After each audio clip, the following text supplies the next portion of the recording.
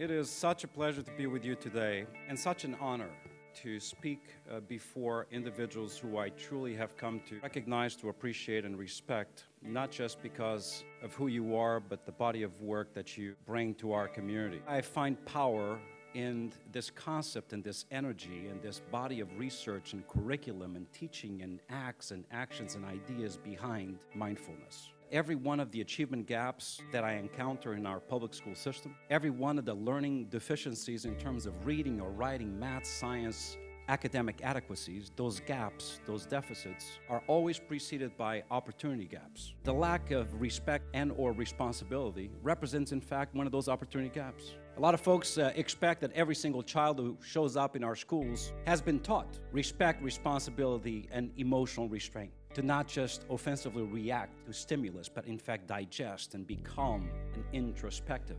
The shame of it all is that they do not. Teaching them the ability to differentiate between different actions and teaching them a better way to not only organize their thoughts, their spoken word, but their physical movement and action to themselves and to others. Lacking that, those represent opportunity gaps. But we can teach them better if we take the time. If side by side with reading, we teach compassion. If side by side with math, we teach understanding. If side by side with science, we teach love and happiness and reflection. I want you to talk about your teacher training program, especially why you are emphasizing experiential in-person group training. We emphasize experiential practice where we're really doing practice. So throughout this training, we're helping the teachers to continue to cultivate their own mindfulness so that their practice deepens and their understanding deepens. This indirect approach of training teachers. Once a teacher really does embody mindfulness and presents in the classroom day in and day out what it looks like to have a calm moment-to-moment awareness, to have a kind presence, to hold this space. At Mindful Kids Miami, we have a teacher training program. It is divided into different modules. There are elements in mindful movement, mindful games and exercises. Then we move into mindful relaxation. Children today are overstimulated, and they really need, their bodies and their minds really need the relaxation. Then we move into kindness practices, and then at the very end we have a chapter that we call Weaving It All Together. If we can, in fact, embody and demonstrate what it means to be kind to ourselves and to each other in the classroom, then we are really teaching children about kindness. Vera, boots on the ground, you took this training and began to integrate it into your schools. Does it work? And if so, how? It is hard for whatever diverse group of children you have to focus. They come with stress, even in kindergarten. All of our children know about the tests that they're going to have to take and pass. And the students are all worried. How will they do? What's the result going to be? Am I going to pass? And they're reminded that they are in the present. This is the moment. This is what you should be thinking about. Don't think about anything else. Think about where you are, what you're doing, and you will do the very best that you can do. Be in the present. I need not tell you the stress level of a lot of our children and their teachers, particularly in hard-to-teach schools, is extremely high and healthily high. Children deal with that stress, they cope with it, and we know what their defense mechanisms are. They are hardened, particularly for those children whose lives from the moment they were born have been encircled by disarray and violence and stress.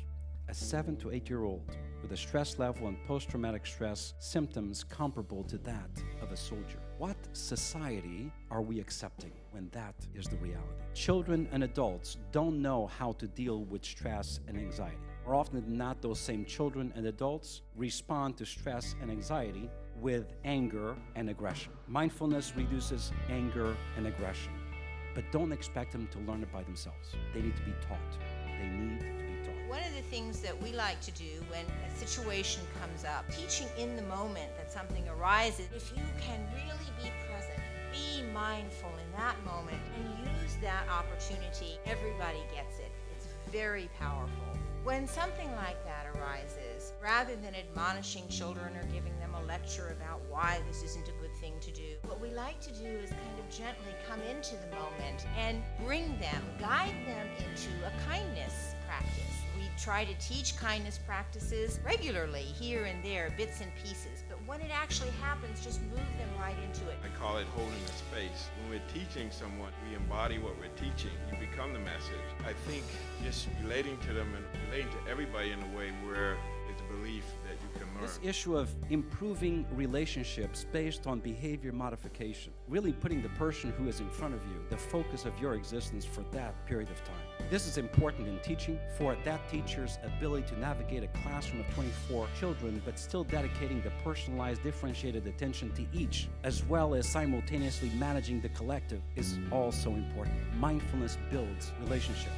And last but not least, the ability to teach children tolerance and compassion, leading to happier and safer environments. George says, as Vera said, children get mindfulness. Kindness resonates with children. In the bully triad, whether it's the bully, the victim, or the witnesses, all of them are afraid. None of them know what to do, and what they do is what they've seen other people doing or what they see at home, perhaps. They saw it somewhere, so that's what they do, and everybody's too afraid to do anything different.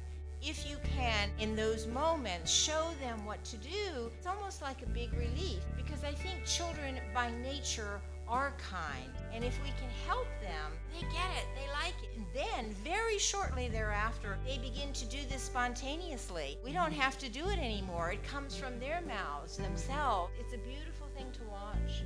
My 8-year-old granddaughter said, "Granny, let's go meditate." And in one house you have to climb up a ladder that is over a 25-foot drop. You really have to pay attention when you climb up the ladder. So you climb up the ladder, and then she would sit down and she rings the bells. The bells are very, very important. Just like that. Focus immediately. She rings the bells, then we watch 25 breaths. And she takes 2 times where she looks out the skylight.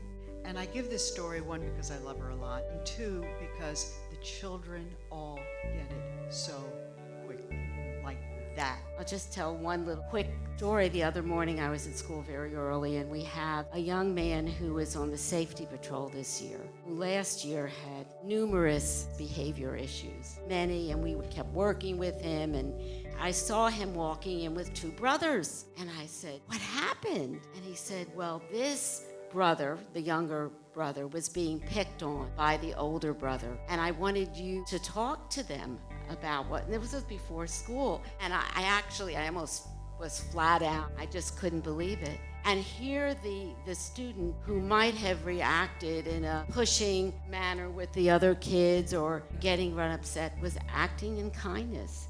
You can't go to a course in one day and come back and implement it. I absolutely agree with you, Valerie. You have to feel it. It has to become part of your heart. You have to be passionate, and you have to believe that all children, from wherever they come from, can be mindful and can achieve, and that they're so important, and that when you are speaking to them, they are the most important person at that time.